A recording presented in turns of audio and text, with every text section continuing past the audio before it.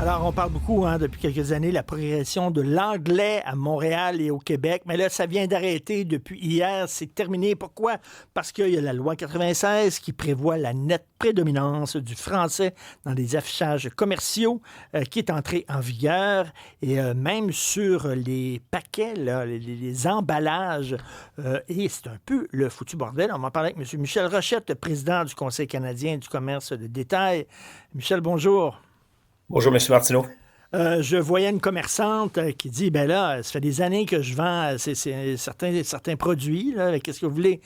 Ça vient de l'extérieur, ça vient de l'étranger, puis sur l'emballage, ben c'est pas il n'y a pas de français sur l'emballage, donc est-ce que ça veut dire que soudainement, depuis hier, je n'ai plus le droit de vendre ces produits-là?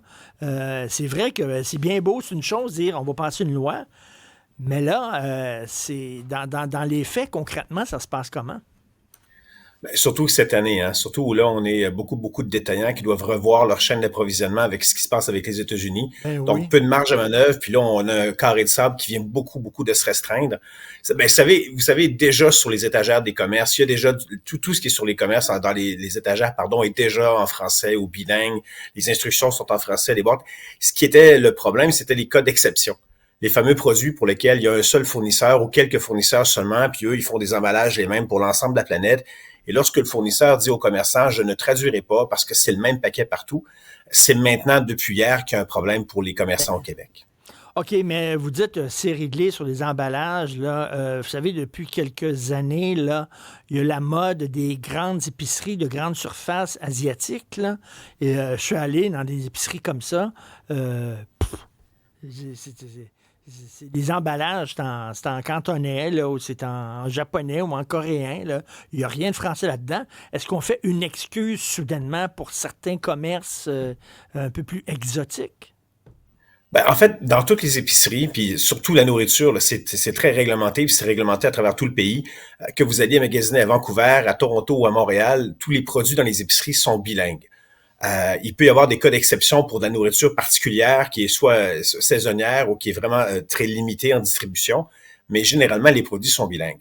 La nouveauté depuis hier, là, il y a toute une série de règles qui se sont ajoutées. D'abord, sur l'affichage des commerces, on y reviendra. Sur les produits, là, on ferme la porte, en quelque sorte, sur les cas d'exception. Par exemple, tous les accessoires de musique, les instruments, les produits de chasse et pêche, ou des produits de collection pour lesquels il y a peu ou pas d'alternatives. C'est là où maintenant il y a un enjeu pour les détaillants. On vient en quelque sorte non seulement de perdre le droit de les vendre, mais sinon on est soumis à des pénalités qui vont jusqu'à 30 000 $. Puis c'est des pénalités qui sont calculées à chaque jour. Donc vous imaginez le fardeau sur les épaules des détaillants. Alors que, puis ça, il faut le rappeler, là, à l'origine, lorsque le gouvernement avait annoncé qu'il allait avoir des changements, il avait dit lorsque les changements seront connus, on vous donnera 3 ans pour vous conformer. Et la réalité, c'est que les règles sont arrivées 2 ans après ça, mais la date butoir est restée la même. Donc, au lieu d'avoir 3 ans pour se préparer, trouver des alternatives ou modifier puis prévoir des autorisations nécessaires, on a quelques mois seulement pendant probablement la pire année pour faire ce type de changement-là. Écoutez, est-ce que ça va jusqu'au fameux on-off sur les électroménagers? On l'a échappé belle parce que ça, c'était la première intention du gouvernement. Jusqu'à l'année dernière, là, il y avait l'intention de rendre illégal tout ce qui était tout ce qu'on peut toucher sur un produit qui est incrusté, là, qui est gravé, et qui incluait donc les boutons on/off. Ils ont reculé, ils ont retiré cet extrait-là du règlement. Mais présentement, si c'est marqué on/off, c'est sérigraphié, imprimé sur un produit, effectivement, il y a un problème. Donc, votre clavier d'ordinateur ou n'importe quel matériel sur lequel il y a des mots en anglais qui sont imprimés, là, maintenant, il y a un problème. Le gouvernement a ouvert une porte sur le fait qu'il y aurait peut-être éventuellement des changements pour les autoriser, mais en date depuis hier. Si vous vendez ce type de produit-là, vous êtes à risque de grosses amendes. Et là, sur les produits de musique, là, les instruments de musique, c'est quoi? C'est le tone, bass puis treble qui Et va c'est de devoir... tout, hein. Ça va des cordes de guitare, ça va jusqu'aux hanches de clarinette ou saxophone, ou de saxophone, pardon, ou n'importe quel type d'instrument. Jusqu'à 80 ou 90% de ce que vous avez sur les étagères des magasins de musique, peu importe où vous êtes, que vous soyez à Roberval, à Québec ou à Gatineau, le problème, c'est que c'est quelques fournisseurs mondiaux qui font les mêmes emballages pour toute la planète, qu'on vende au Japon, en Allemagne ou ici. Et c'est là maintenant qu'on dit aux commerçants, si vous continuez à vendre ces produits-là, vous êtes à risque de grosses amendes salées. Écoutez, je vais y aller d'un petit éditorial et ça n'engage que moi, M. Rochette, mais j'imagine que ça va vous faire sourire.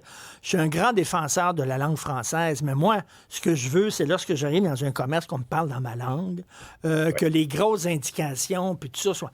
Mais là, commencer à niaiser sur le on-off, treble, bass, c'est de l'enculage de mouche. C'est de la sodomie de coléoptère, littéralement. Là. Et je suis convaincu que les Québécois, c'est pas ce qu'ils demandent. Là. C'est pas des niaiseries comme ça, parce qu'à force d'écœurer les gens, à un moment donné, c'est qu'on va braquer les gens contre la loi sur le français. Ben, c'est ça, on n'a pas mis ces mots-là dans notre communiqué, mais on a indiqué par ailleurs qu'il fallait aussi penser aux alternatives, dans le sens que lorsqu'on n'a pas d'alternative, qu'est-ce qu'on fait? Là, si on empêche un commerçant québécois d'ici de vendre des produits, ça veut dire qu'on envoie les clients, en fait, on n'a pas aucun autre choix que de l'envoyer sur le commerce en ligne, vers des sites hors Québec, qui, si eux continuent à vendre un produit qui n'est pas légal sur les étagères, on s'entend qu'ils respectent pas les autres règles au Québec. Donc, le défi en ce moment, c'est d'éviter d'envoyer un paquet de consommateurs québécois sur tes sites en ligne.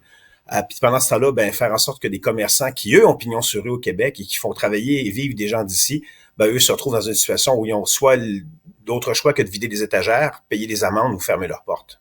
Et là, on dit que c'est particulièrement difficile là, dans les produits de chasse et pêche, camping plein air, photographie, jeux et loisirs.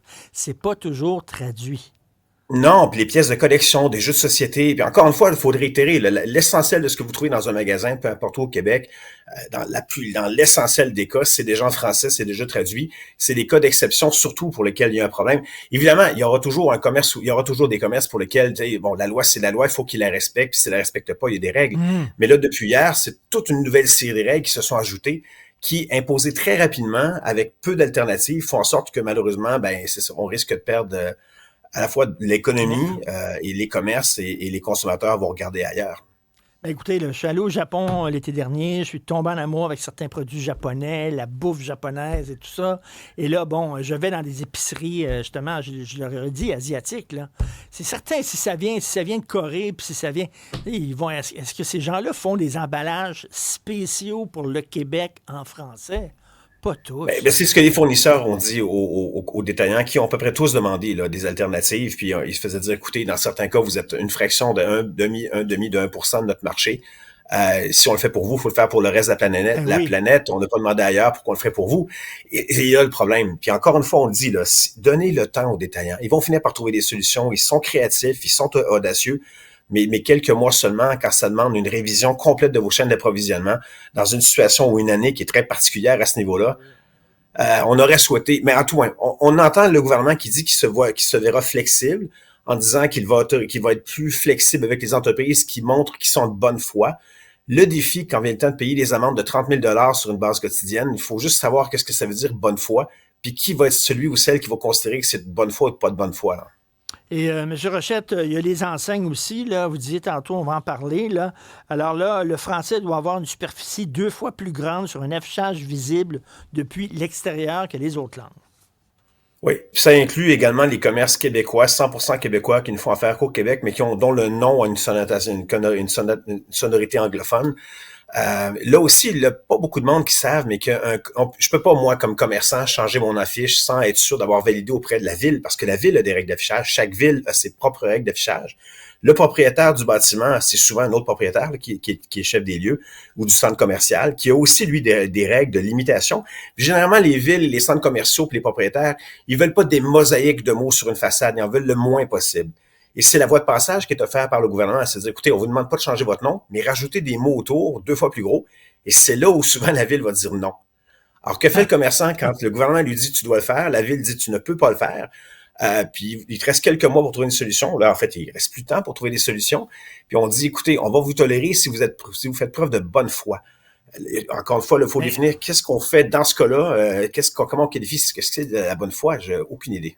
On est incohérent aussi, parce que moi, des fois, je vois des commerces avec des noms totalement anglais, et c'est pas des commerces qui appartiennent à des chaînes, absolument pas. Ce sont des commerces indépendants, puis le nom du commerce est en anglais. Tu sais, à un moment donné, il va falloir être cohérent. Là. Si on a des lois pour certains commerces et on accepte, lorsqu'une personne dépose son nom de l'entreprise, on accepte que ce soit un commerce avec un nom anglais. Il y a quelque chose d'incohérent là-dedans. Là. Ben, c'est surtout, des fois, il faut se demander, là, évidemment, puis j'en suis là, complètement persuadé qu'il faut absolument tout faire pour protéger la langue française. Le Québec sera toujours dans une situation où il faut faire plus pour Hmm. protéger notre langue. Mais des fois, on se demande si, quand on va très, très loin, c'est quoi le coût pour l'impact positif. Le nom d'un commerce, surtout quand on est habitué à une marque de commerce, ça fait presque 100 ans qu'on la connaît. Est-ce qu'on a vraiment besoin de descriptif autour pour cesser en tout cas, vous comprenez l'idée? Je Ben suis pas oui. certain de la mesure là, tout le temps.